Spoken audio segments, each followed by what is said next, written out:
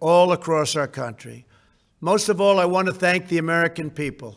To serve as your president has been an honor beyond description. Thank you.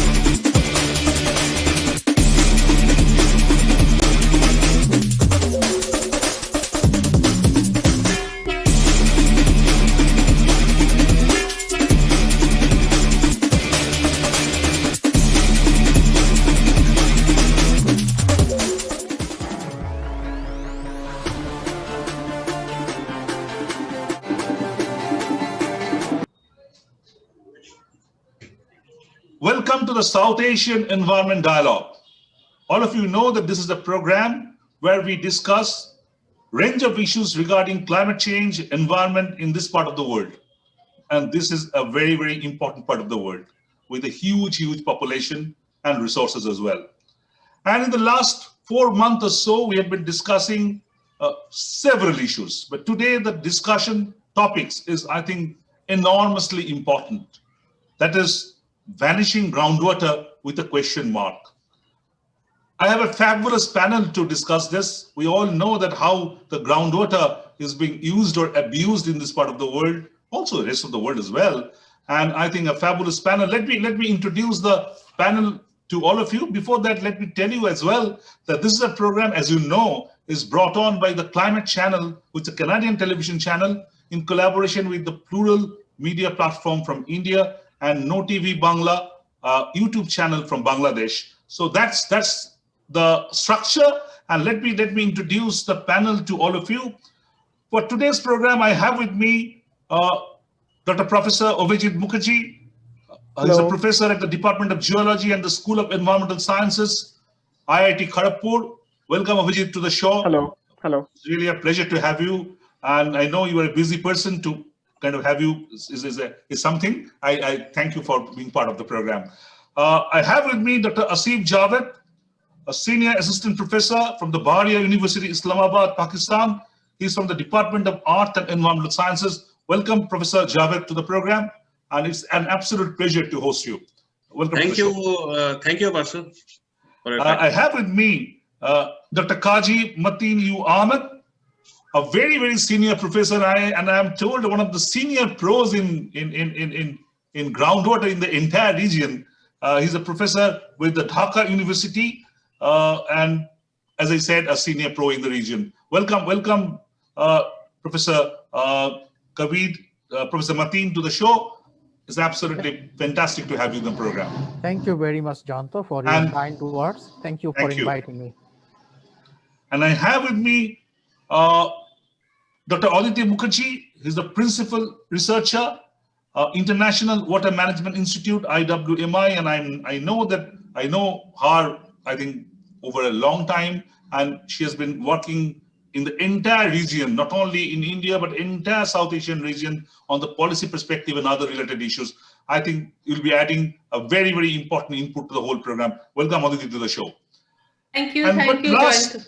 Thank you. Thank you. And last but not the least, I think the most somebody who can have a bird's eye view from outside the region. We are all from the region, but we all sometimes need somebody from the outside the region to kind of tickle the boxes and say these boxes are not being tickled. Professor David Polya from University of Manchester, Faculty of Science and Engineering, and has a wealth of experience on groundwater. So welcome to the show, Professor Polya.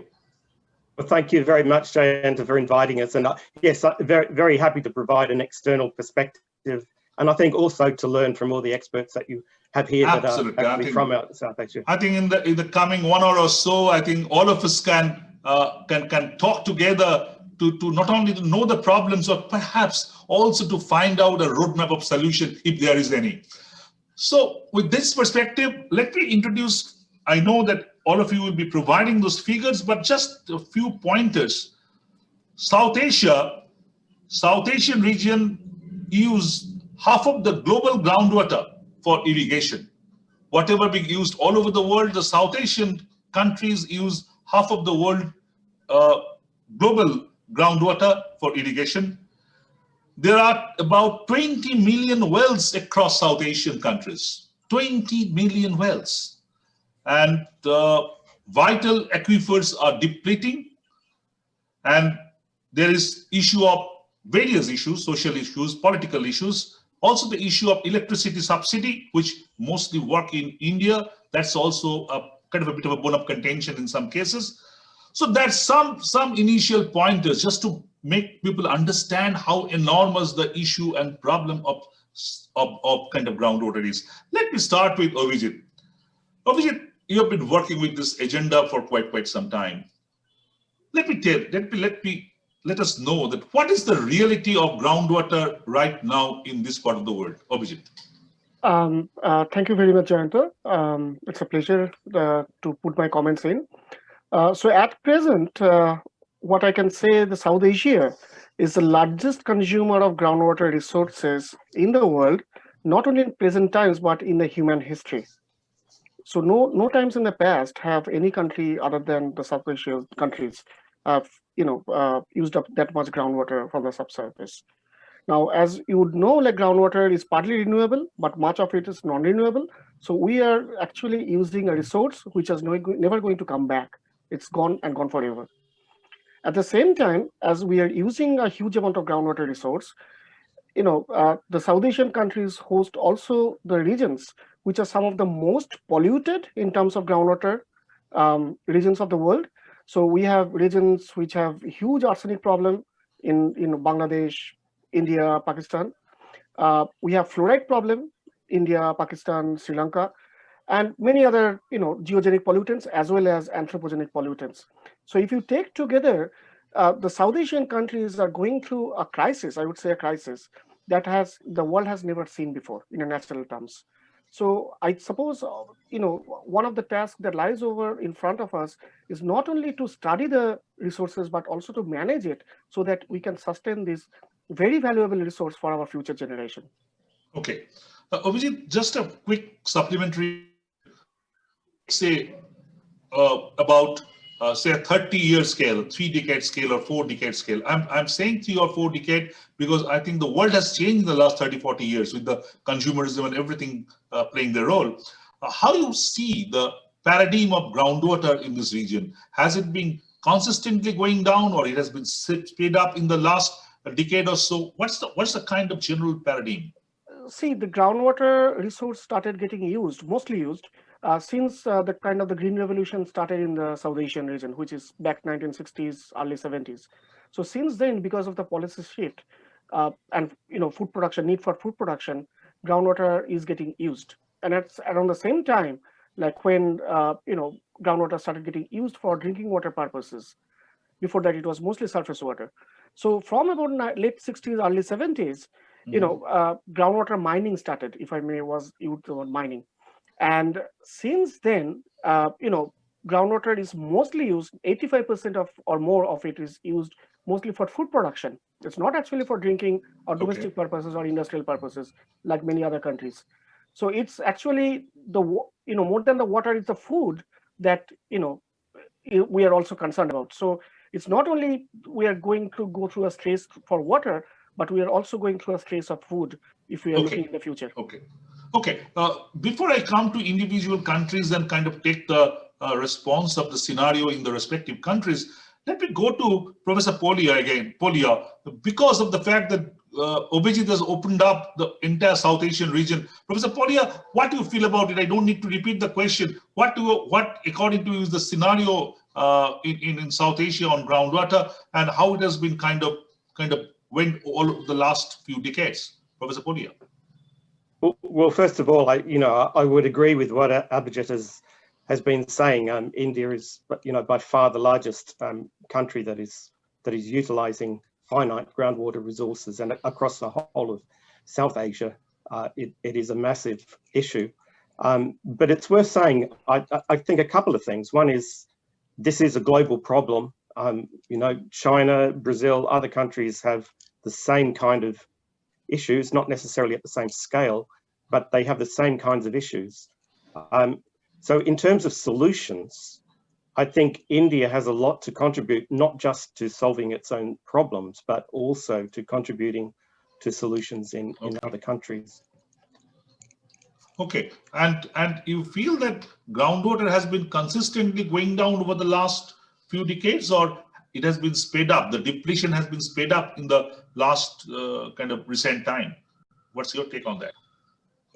I think others, particularly Abhijit, is probably better able to speak about the detail of this in India. My understanding, in some places, policies on groundwater management have actually helped groundwater levels to recover. But there are kind of mega trends in terms of drivers. The mega trends are population increase, increased wealth, which leads to increased demand for consumption of foods, which might require large amounts of water. And they're two megatrends that, whatever solutions are come up with, it needs to accommodate those two megatrends. Okay, I think we'll be discussing all these issues this evening. But before that, let me go to Professor Matin from Bangladesh. What is the scenario, Professor Matin, in Bangladesh, and also your experience in maybe other parts of South Asia, very quickly, Professor Matin? Okay, thank you. What Abhijit said is something very serious that we'll have to be careful about the future sustainability. But at the same time, the role that groundwater has been playing in socioeconomic development, in providing public health, safe water access, food security are extremely important. And if for some reason the sustainability is not maintained, then we'll have very big problems in the coming days. So let me highlight the current groundwater uses in Bangladesh first. We all know Bangladesh is a country of river, but because of unavailability of water during the dry season, our reliance on groundwater is extremely high. Say for example, rural people, almost 100% people rely on groundwater for drinking. And also in the urban areas, it's not that much different. All the major cities, small towns, always water supply is dependent on groundwater. Coming to the agricultural sector, again, this is heavily dependent on groundwater. Current irrigation coverage, more than 70% comes from groundwater. And industrialization is picking up in Bangladesh, urbanization is picking up in Bangladesh, and all the sectors, again, are dependent on groundwater heavily.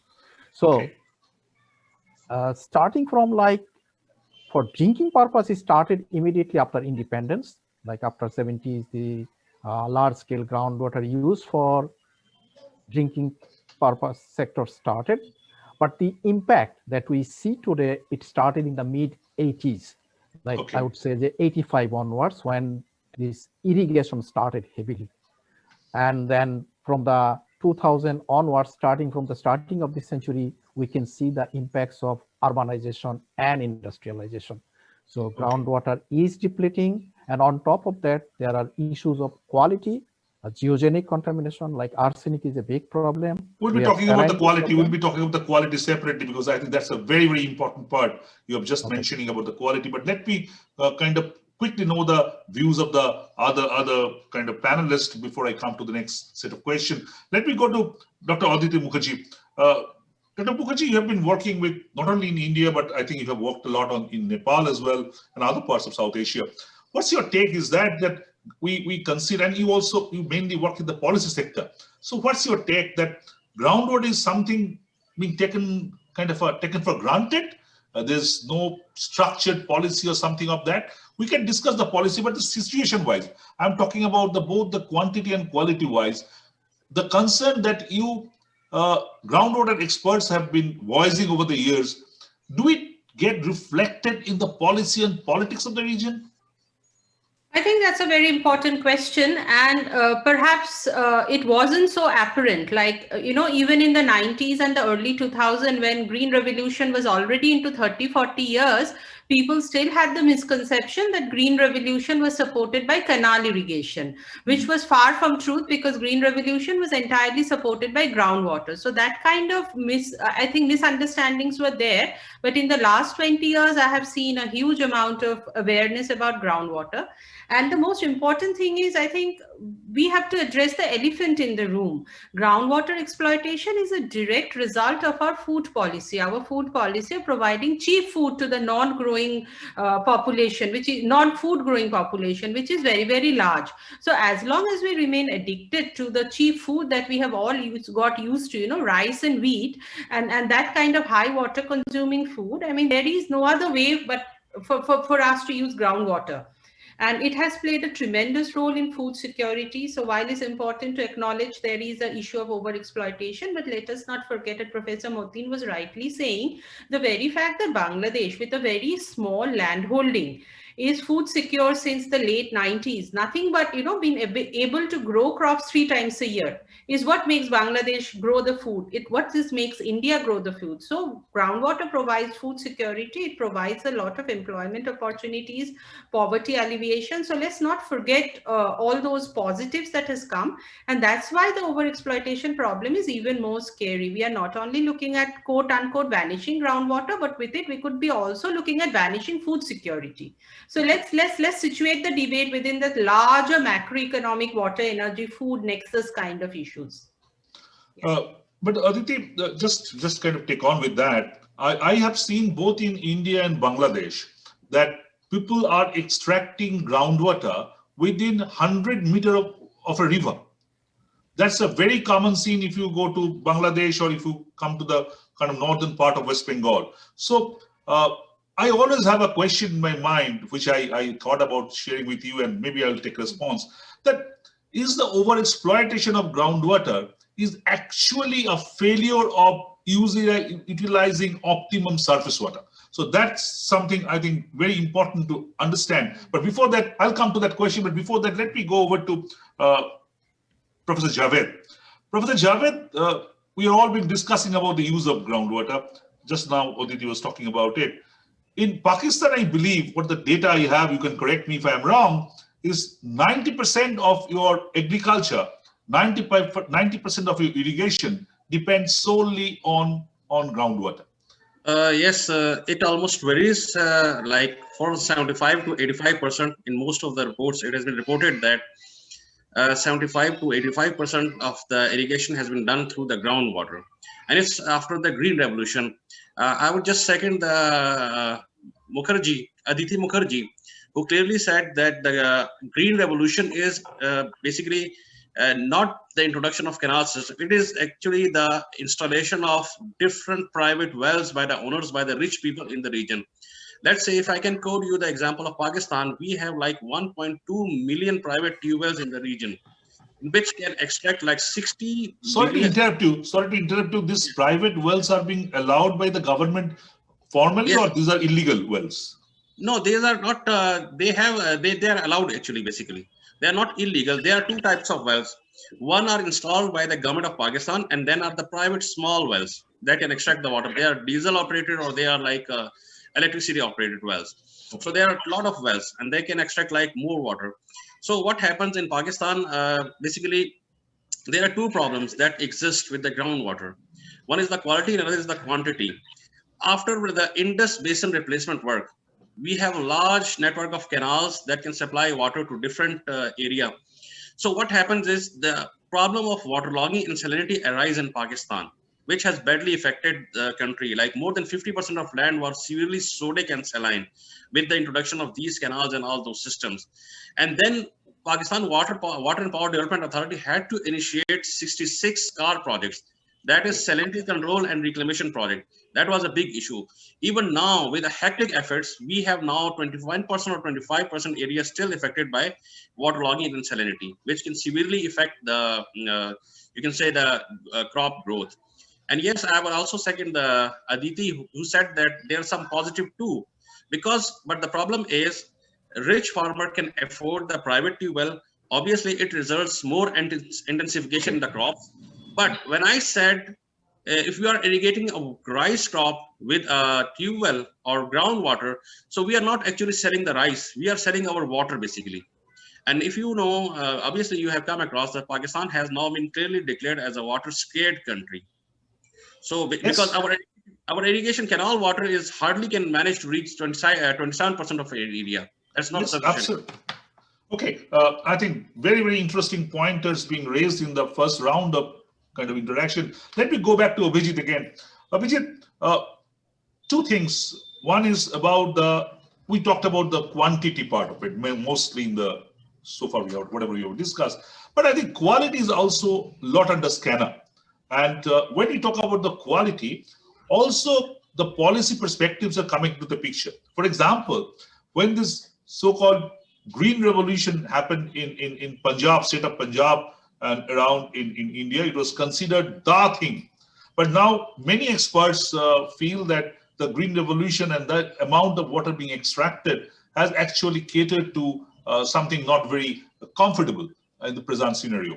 So what, Abhijit, your take on that? The quantity we have talked, but what is the quality of water and the kind of situation that we are in? Abhijit. So like when we are talking about quality, there are two sources of issues where the quality can get polluted. The first one is the geogenic, which is the natural pollution, which is with linked to the Mother Earth itself. And in the subcontinent and South Asia, there are major geogenic pollutants, like I said, like arsenic, fluoride, salinity to a certain extent. Also nowadays, uranium and other emerging geogenic pollutants. At the same time, South Asia being the home of one of the largest population in the world and densest population of the world, we are also using a lot of pesticides, PHAs, and other organic products, which are actually more poisonous in some sense than the geogenic pollutants. Absolutely. And they cannot be even remediated. That's the other problem with it. And although they are more focused and they are more local than the geogenic pollutants, but they are also getting introduced. Now, as you said, that like when you started the Green Revolution in the 70s. Now, before that, if you look at the history of drinking water usage in the South Asia, and this is from the colonial periods, like the British, like in the pre-colonial time, they did understand that the recurrent epidemics that used to happen in South Asia, mostly in the northern Indian provinces, that was linked with the surface water quality, because surface water was the dominant drinking water source in those days. And slowly, as India got independent, Pakistan got independent, Bangladesh eventually got independent, the drinking water source slowly changed to groundwater with a expectation that groundwater is naturally purifying the water, and you will have less microbial polluted water, and that was the main the trigger. Switch over trigger. Yeah. But what it ended up, and as we discovered in India back in 1978, and subsequently in Bangladesh 1993, if I recall, that a major part of this groundwater has natural pollution. Now, you cannot do much about this natural pollution because it's there because the water is there and the rocks are there. Okay, so of course the Green Revolution has destroyed whatever natural equilibrium was there. But again, I would reiterate that the geogenic pollution is natural, and the Green Revolution possibly accelerated the spreading of the pollutants, but it didn't start it. But the industrialization certainly did. Okay, I think very fascinating. Let bring Professor Polya into the discussion here. That from outside, because sometimes when we talk about issues like green revolution, we tend to get biased sometimes, because these are also being catered to huge socioeconomic changes. So it's not really very easy to kind of say black or white. It's something a gray area. So Professor Polya, when you are seeing from outside at a macro scale, how do you feel that this kind of whatever we have done through green revolution and the quality of groundwater, what's your take on that? Well, I think this might be an American expression, motherhood and apple pie. You know, they're things, you can't argue that either of those two things are anything other than good. And I suspect that during the Green Revolution, those who were suggesting that we should have massive irrigation based on groundwater, they had the best possible motives. And it was very difficult to argue with an argument that basically also says for drinking water, you know, your surface waters are contaminated. There are lots of pathogens in them. So the obvious answer is to go to groundwater. I mean, who would argue with that? But actually, scientifically, the basis for that is very poor indeed, very poor indeed. There have been studies from the London School of Hygiene and Tropical Medicine, for example, that certainly a few years ago, there were no demonstrable studies that showed that transferring drinking water to groundwater as opposed to surface water actually improves people's health, because there are lots of other things going on at the same time that are incredibly important. For example, improved living standards, education, and particularly education of women. That's probably been one of the most fundamental drivers to, you know, the improved life in many areas. So I think from an external point of view, I would say actually we as external people are very much part of initiating this problem as well. And it says an awful lot for having a community of people within country that is able to stand up and say, well, actually, I appreciate this might work well for you in the UK or America or wherever, but actually in our context, whether it be Bangladesh or India or Pakistan, Nepal, Sri Lanka, whichever one, this is our local context and this is what's going to work best for us. Very, I think it's absolutely apt. But one thing it often crosses my mind that when we have, as Abhijit was pointing out, when we have switched over to surface water to groundwater, the trigger was that groundwater would be much less polluted. So the quality was the trigger behind switchover, so-called switchover from surface to groundwater.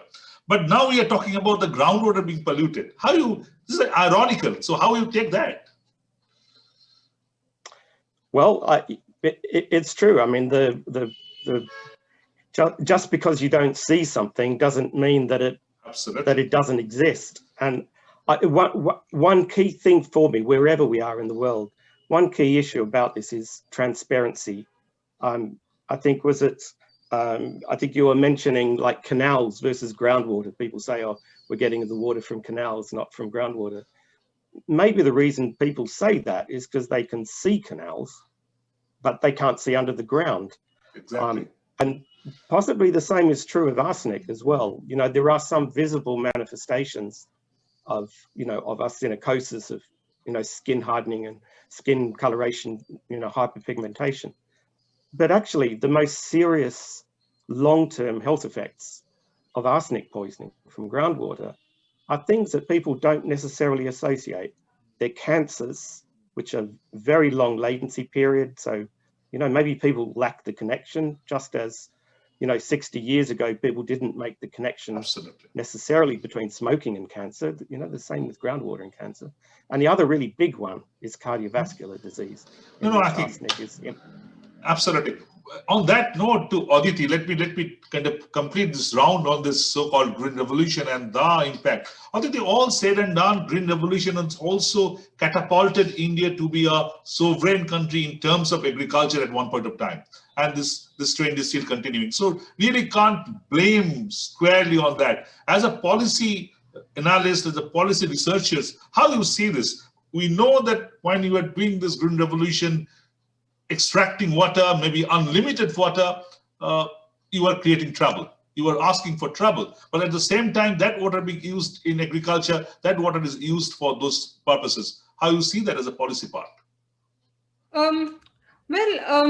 The way I see it is that, first of all, I would like to step a bit back and say that we cannot paint South Asia with the same brush, groundwater in South Asia with the same brush, because South Asia is a really big region. I mean, and then we have very distinct typologies, both hydrologically as well as policy-wise.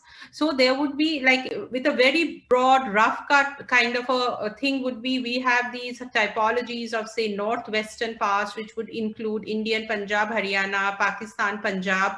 These are the places with alluvial aquifers, but with very little rainfall. So natural recharge is low, and those areas had free electricity, not necessarily Pakistan, Punjab, they had a bit different policies, but those areas had those really high incentive for over extracting groundwater. On the other hand, you have these eastern parts, and you mentioned Nepal a little bit ago. So Nepal, Tarai, this all of eastern India, Bihar plains, and Uttar Pradesh, and even large chunks of Bangladesh. These are the places, again, with alluvial aquifer, but with very high rainfall, 1000 millimeter, 1500 millimeter, with very high natural recharge. So here the equation is quite different. In these parts, actually, quite perversely, green revolution came much later, and it came depending not so much on electric and free electricity, but farmers have been using diesel pumps, which are much more expensive. So we have a huge paradox in South Asia, that we have farmers in Punjab and Haryana who pump water from 100 feet, 150 feet, even 300 feet, but it cost almost them nothing, because electricity is more or less free. While you have farmers in Bangladesh or in eastern India or in Nepal, Tarai, who are pumping water from only 10 or 20 feet, but they are paying much high because they are using diesel pumps. So I think we need to keep into account what I call a very political ecology kind of a perspective on groundwater, and not try and paint it on a similar basis. And when it comes to pollution, I feel I completely agree with Abhijit's points about the geogenic pollution with arsenic, and I feel Bangladesh, and Professor Matin and can certainly add. So this, like, arsenic is there, and we have to kind of live with it and grow crops still. We cannot stop growing crops. So I really like some of the things that Bangladesh has done in terms of, developing arsenic resistant crops and doing better farm water management, like system of rice intensification. The idea being put less water that doesn't take up. So there are those remedial ways, and we have to, I keep, maybe because I'm a policy researcher, I kind of look at things from a political economy angle, and I have huge reservations in painting South Asia with the same brush. Water is not vanishing everywhere, certainly. Yeah. No, and that's fair, absolutely fair. No qualms on that. But again, you said that, so for example, West Bengal, major parts of West Bengal are pretty well rain-fed. Now I'm talking about, say, Southwest Bengal. There are reasonably good rain, but I know some of the areas in Southwest Bengal are being identified as the groundwater deficient, despite having the rainfall. So the agenda and issue of proper groundwater management is, I think, extremely important. Yes. So that has to be there, isn't it? Yes, absolutely. And that's where you can do a number of things, like some of the things like water harvesting in the pre-monsoon. The thing is that even though these parts have quite a large amount of rainfall, it's not necessarily we are recharging them all very well. And one of the better effective ways of recharge, and again, I think Abhijit and others can point out, is there has been this entire thesis around Ganges water machine. Emptying the top part of the aquifer actually might lead to a little, more water seeping in. So in that perspective, perhaps boro paddy wasn't such a bad idea. And we have to also corroborate that with more rainwater harvesting during the monsoon season. The point is our rainfall is enough, but all our surface water bodies dry up by the time. Rainfall, yeah. And with this changing climate, how the rainfall is being kind of playing its role, we need to discuss. But let me first come to Professor Matin and then to Professor Javed. Same question, quality and arsenic being repeatedly being referred by, I think Abhijit referred it, Professor Polya and also Aditi referred it. Professor Matin, what's your take on the quality of groundwater in Bangladesh in general? Right. Yeah, one thing that's very important, this shifting from surface water to groundwater had enormous impact on public health. Like if you talk about under 5 child mortality and other things, this has decreased. I agree with Dave, there are other issues involved in it, but there are clear, you can see the outcomes. like our average age has increased significantly, and under 5, this is mostly because of under 5 child mortality.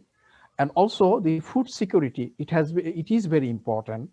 And the issue that we find today, I'm coming to the quality issue next, like is overuse in use of groundwater in irrigation. I think that is mostly linked to the management issues.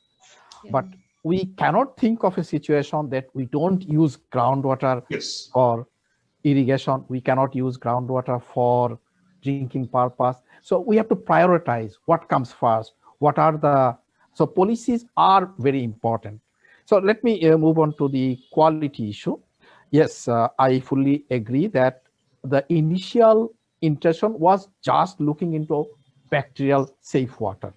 So at that time, there were these arsenic or other chemical contaminants were not looked after. That is a mistake that was done at the time, but I would say this is an inadvertent mistake. It was not done intentionally. And introduction of groundwater was done with good intention, that it would save millions of lives from diarrheal disease and other issues. Okay. So now that even today, what we see in Bangladesh, initially, when we started, Abhijit rightly pointed out that it was first officially detected in 1993. And since then, there has been number of studies. So there has been number of screening. So initially, one thing that I would like to point out here, we are still sticking to that 50 ppb limit, which has changed in many parts of the world. But in Bangladesh, we are still sticking to that 50 ppb limit. So considering that, still, as of the last survey of 2019, that still about 18 million people are drinking above that limit. So this is a big number still today, but it has come down from 30 million in 1999 or 98 to, it's going down. That's why the population is going up. Okay. So what about salinity, Professor Matin? I think salinity is also a big issue in Bangladesh. That salinity is mainly an issue in the coastal area, but over most of the coastal area, we are lucky that we have good deep groundwater. But there are some parts of the saline coastal belt where we don't have fresh groundwater, and that part we have real water scarcity. So over most of the coastal area, we have good quality deep groundwater. Let me finish with 1 point or 2 points. One is manganese. So this is coming again in discussion. So we have occurrence of manganese over most of the country. I think also in West Bengal, we have high manganese occurrences. And microbiological contamination, initially we thought groundwater will be totally safe from microbiological contamination. That is not entirely true. So there is microbiological contamination in the groundwater itself? Oh yeah. I'm coming to that, and this is mostly because of anthropogenic activities. So what we are doing, we are trying to improve sanitation. We are using extensively pit latrines and other things. So we are introducing microbes into the atmosphere. So those are there. So there are issues, there are sources. There are manganese. There is Professor Javed, what's your take? I think arsenic is also an issue, and there are other quality issue in Pakistan as well. Yes. We actually have recently completed one project with India, and we have tested more than 30,000 wells. And out of which, if I said like 25% of the wells were contaminated with arsenic, or you can say like it contains more than 10 microgram per liter of arsenic in it, which is the WHO guideline. And 15 microgram per liter is the Pakistani guideline for arsenic. But before discussing the arsenic, just hold. What's the arsenic guideline in Pakistan? It's a 50 microgram per liter, just like a Bangladesh, as Kazi Matin mentioned. Just sorry to interrupt you. I think India has gone to the WHO, no, isn't it? Aditi, what's India's arsenic India officially guideline? Also have 50, but they refer to or recommend 10. So it's a kind of a duplicacy. So it means that South Asian countries do not have a uniform guideline for identifying arsenic. No, it's 50. I think it's 50 everywhere. But India has now gone to the WHO guideline, isn't it? It's recommended. Recommended, okay. So Bureau of Indian Standards. Playing with the words, okay. Yeah. Okay, got it. Okay, sorry, Professor Javed. I just tried to understand the problem is, I'll continue from 1960s when the Green Revolution came in. What happened actually, if you look at the actual quality of groundwater, original native quality of groundwater is basically saline because of the marine origin of the this area, Punjab and all those South Asian region. So what happened with the introduction of irrigation? Extensive canals are built, which introduces a good quality water into the groundwater. So there are fresh groundwater lenses are formed near the canals and near the rivers, freshwater ground lenses, which is saline free. But what is happening actually, I was referring to arsenic. What's the problem here, man? The problem is arsenic is high near the floodplains, particularly Ravi floodplains. Ravi is the river. It's no more a river. It's under the India control. So we have very less water in that Ravi river. So if you just measure the groundwater near the Ravi river, it contains high amount of arsenic near the Ravi river compared to the Chenab, Jhelum, other rivers. And if you go away from the river, what happens is arsenic concentration get down, it's get lower, but at the same time salinity problem arise. So it's the kind of a problem. We have a farmer is basically confused which type of water is to use, because if farmer is using a water that is near to the floodplain, it contains high amount of arsenic in Ravi floodplain. But if it go away from the floodplain, so he came across the problem of salinity. This is the major problem in Pakistan and Rafts region. And second thing, in addition to Abhijit Mukherjee, as I mentioned earlier, the renewability time of groundwater is very high. It's like it takes about 1400 years on average to renew, depend upon the properties of aquifer and all those things. But it can renew in 1400 years. Whereas if we rely on the surface water, it can renew within a period of 7 to 15 days. So if we keep on polluting our groundwater, and as Kazi Matin mentioned, the small problems also exist, like microbial contamination in the shallow aquifer. That's more pronounced in Pakistan. Okay, sorry to interrupt you, because we have to kind of do other 2-3 very important questions to all of you. But as I understand broadly, the problems, I'm coming to Abhijit, I'm coming.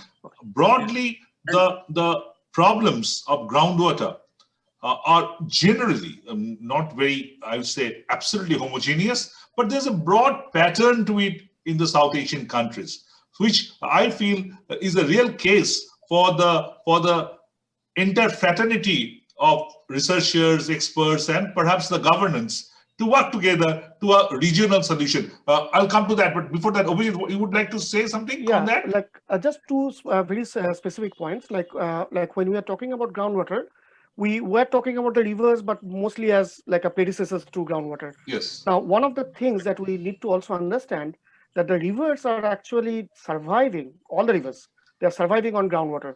Exactly. And as we are taking out the groundwater, the rivers are actually drying out. Yeah. And this is not, I'm talking about the perennial rivers of South India, like where, there is no glacier or much rainfall. It's also mega rivers like Ganga, the Indus, the Brahmaputra. They are drying out. Believe me. By 2050, if we don't take action now, Ganga is going to dry out.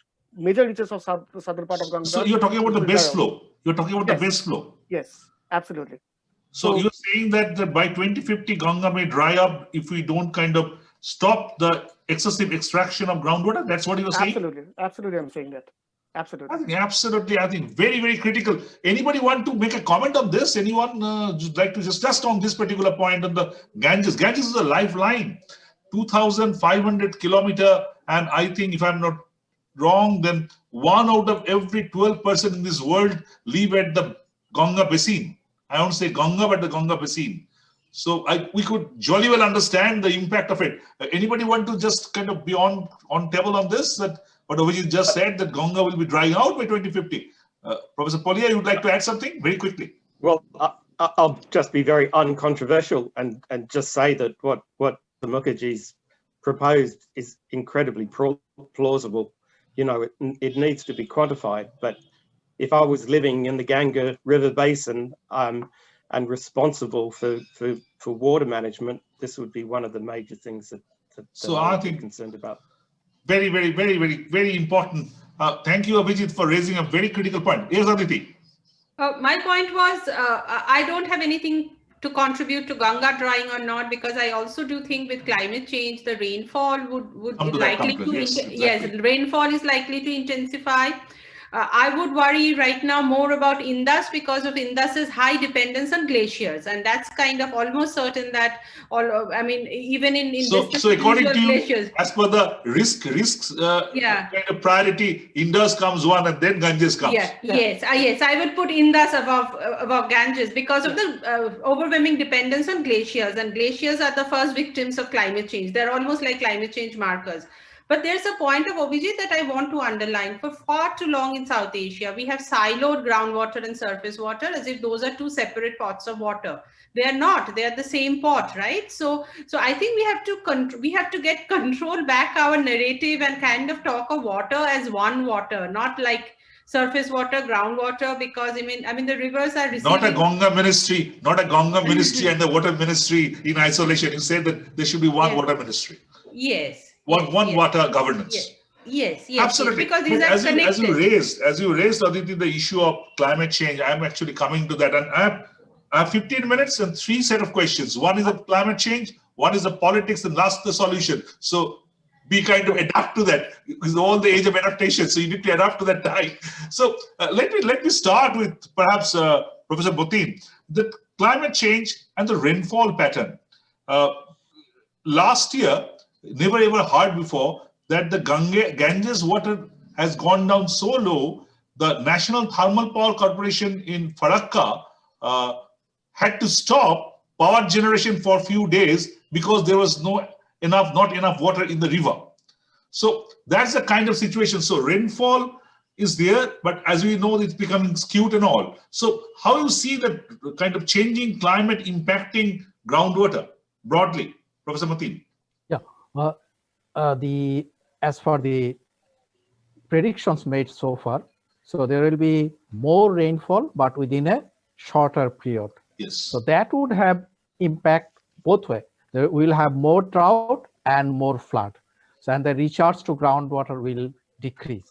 So this is the most, I think, as a groundwater specialist, this is where we need to focus more.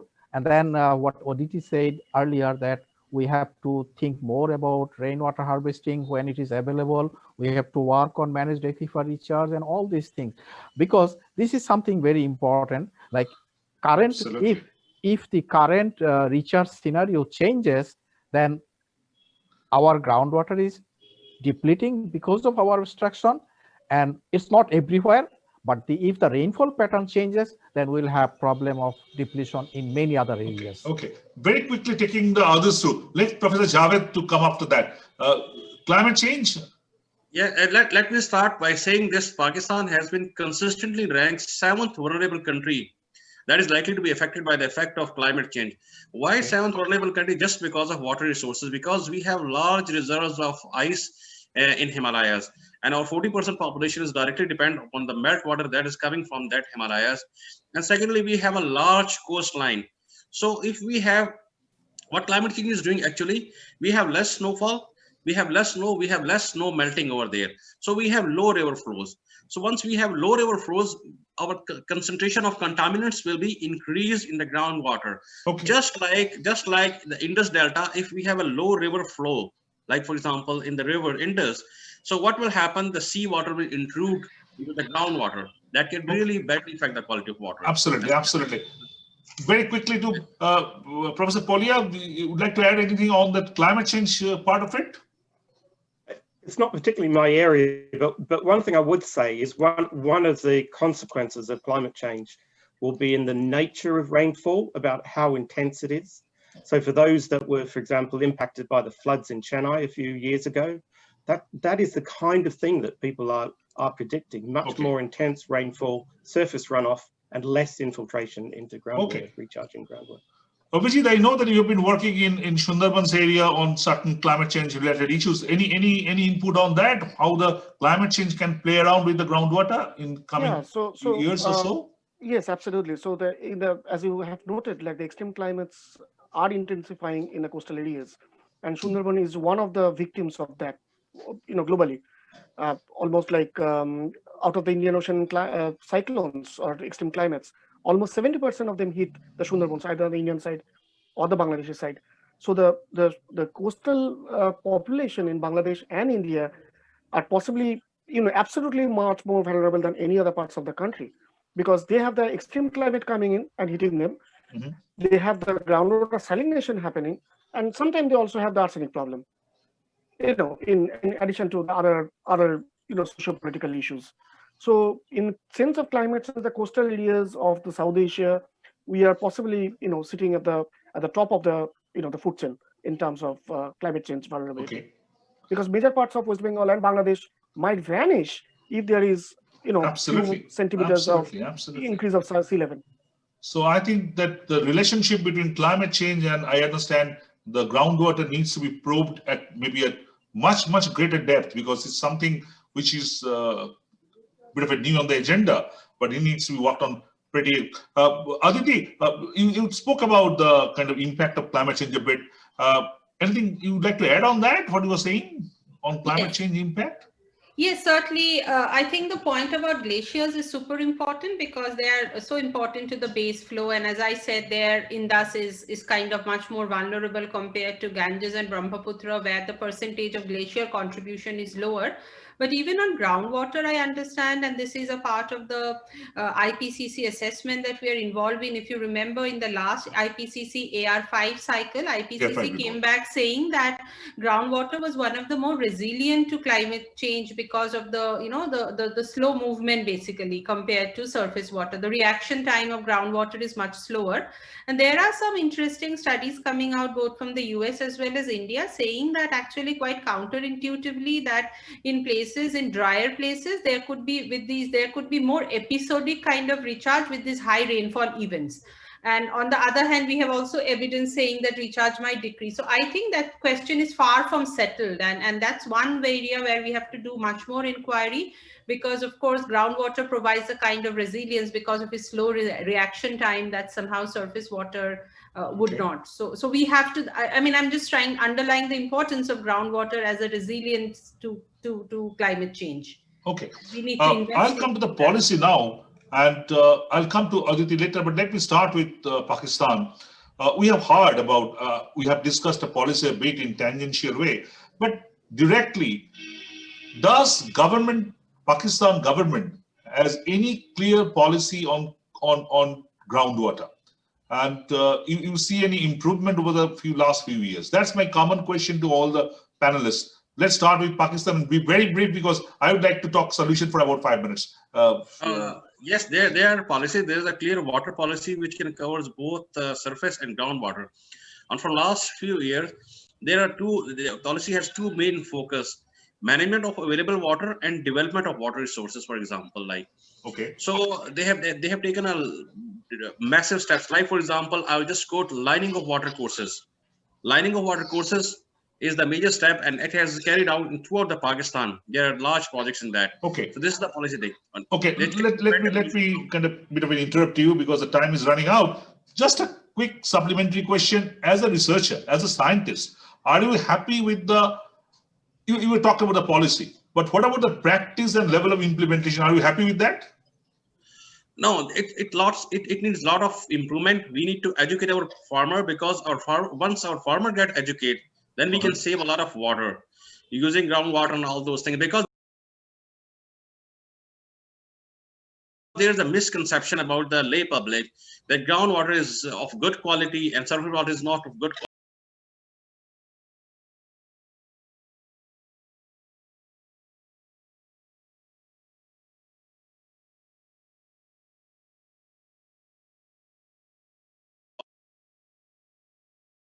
People prefer to use the groundwater, and there is also one misconception that so the communication issue is a big one.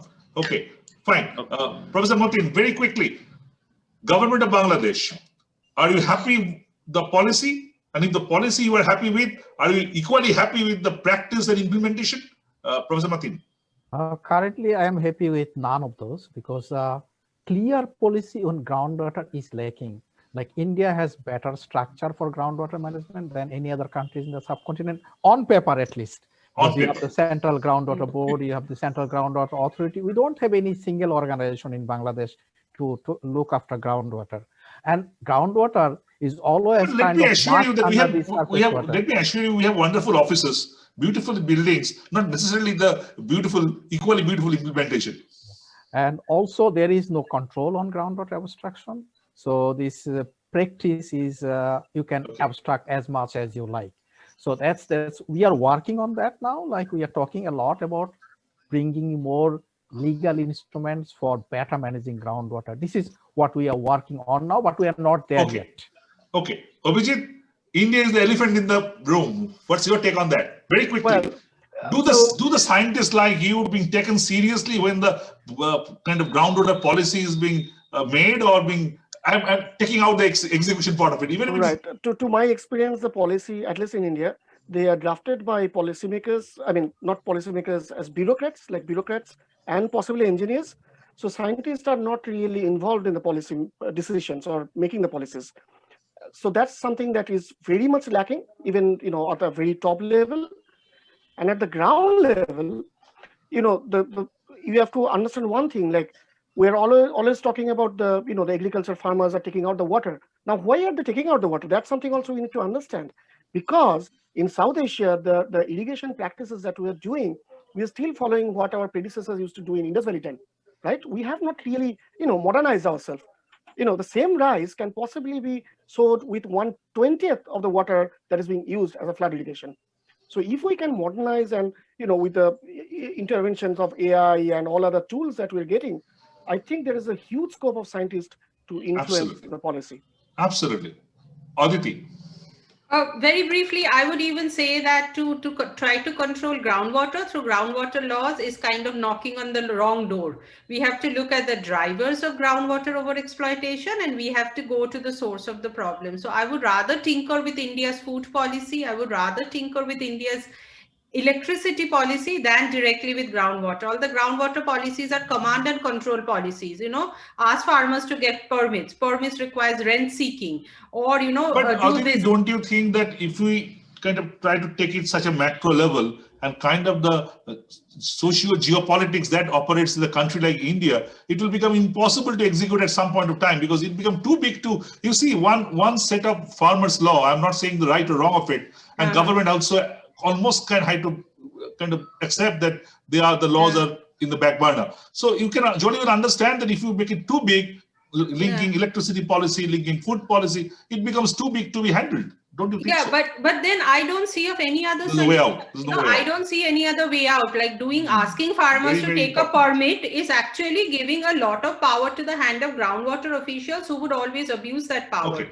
I would rather see, and you're coming to solution, maybe I'll just save you a couple of minutes and come up with some of the solutions right away. I would say that India needs to move towards a more nutritious food future, and they're incentivizing growing low water consuming crops like also the crop, also the crop orientation. Yes, crop orientation. So that's why I'm saying food policy and electricity. So we have to grow less water consuming crops like coarse cereals, millet, sorghum, which have low water requirement, but also more nutritious. We also have a diabetes problem. We have a micronutrition problem. We have multiple problems. So So you see that it may be a bigger problem, bigger issue, but unless you link those up, unless you link those dots, you are not going to get a sustainable solution. That's your take. Let's very quickly take from Professor Polya. Professor, from outside, what do you think that that in South Asia only policies, no practices? I think that's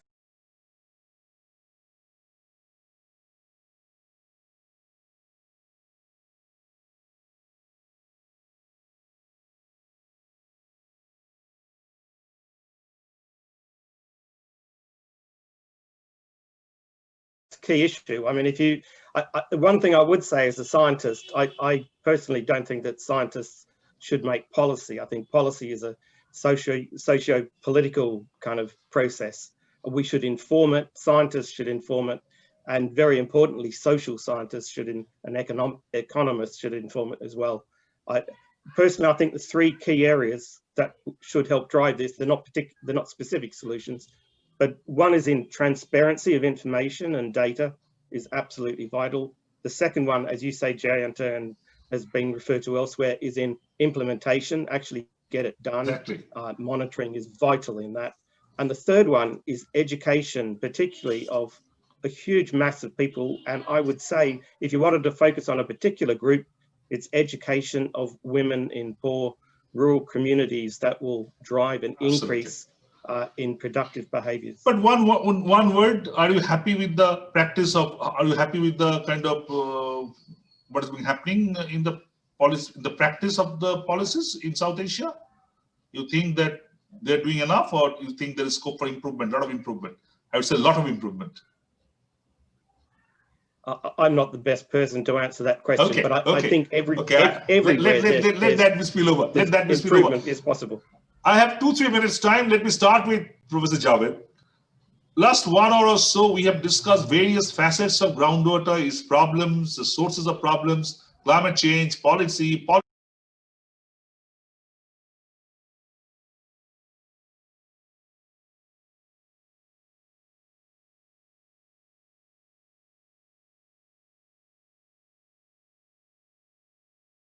Or a natural resource that cuts across the countries.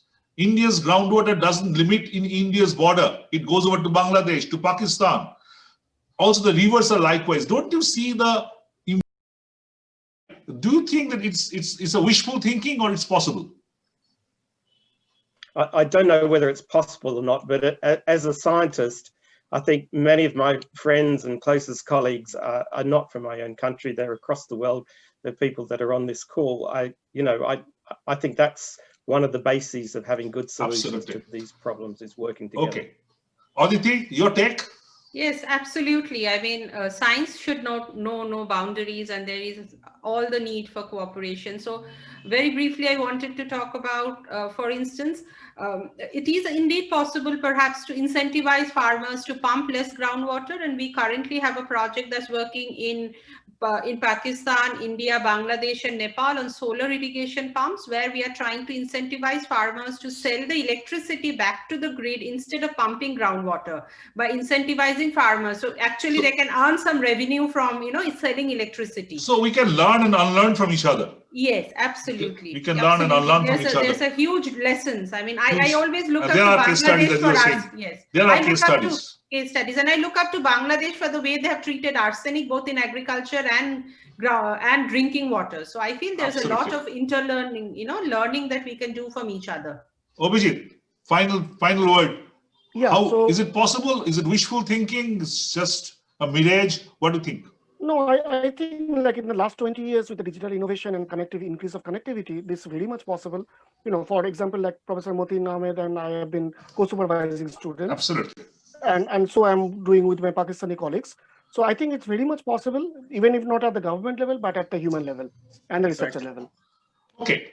I think a great discussion over the last 1 hour or so. There are a lot of agendas, a lot of issues have come up. Two things are sticking with me. One is that the last point that all of you have agreed that there is really a scope for if not the geopolitics, but at least the experts like you, maybe also media, maybe other platforms to work together on these critical agendas of natural resources which go beyond border. They don't get limited to the borders. So it's extremely important to probe that option. That's number one. But the one point that Abhijit mentioned, and also I think Aditi kind of supplemented, the rivers like Indus and Ganges are in trouble, are in real trouble. And if we can jolly well imagine what if Indus and Ganges even significantly get problematic, what is the future of South Asia? So the South Asian future rests on this kind of rivers and water resources. And as we already have known, that groundwater and river and surface waters are in tangent. They don't work isolatedly, they're in tandem. So I think great discussion. Vanishing groundwater, yes, the question mark is no longer there, it's vanishing. But at the same time, as Aditi pointed out, that we need to take water, quote unquote, together, not cut out the surface water, groundwater, subsurface water, and also we need to talk together, all these countries, at least the experts like you. Another time, another day. Thank you everybody for your time. Thank you so much. Thank you so much. Thank you. Thank you. Wonderful. Thank you. Bye. Bye.